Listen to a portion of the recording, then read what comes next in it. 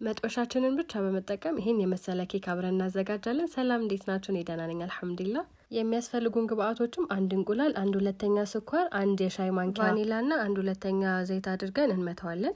ሩብ የሚሆን ወተት ካደረግን በኋላ እኔ የተጠቀምኩትኝ አንድ ኩባያ ከግማሽ ፍርኖ ዱቄት ነው። ያው ፍርኖ ዱቄቱን አንድ ላይ አይደለም የምንጨምረው፣ ከስር ውፍረቱን እያየን ነው ማለት ነው። በጣም መወፈር የለበትም፣ በጣም ደግሞ መቅጠን የለበትም፣ መካከለኛ መሆን አለበት። ሊጣችን እንደዚህ ካዘጋጀን በኋላ መጥበሻችንን ቂቤና ዱቄት አድርገንበት ውህዳችንን እንገለብጥበታለን። ከዛ ለስለስ ባለ ሊጥ ከ35 እስከ 40 ደቂቃ ባለው እናበስለዋለን። እዚህ ጋር ደግሞ ከላይ መቀባውን እያዘጋጀሁ ነበር። ለሱ ደግሞ የተጠቀምኩትኝ ነስካፌ ሻንቲ ክሬም፣ ካስተርድ ክሬም እና ስኳር አድርጌ በወተት ነው የመታሁትኝ።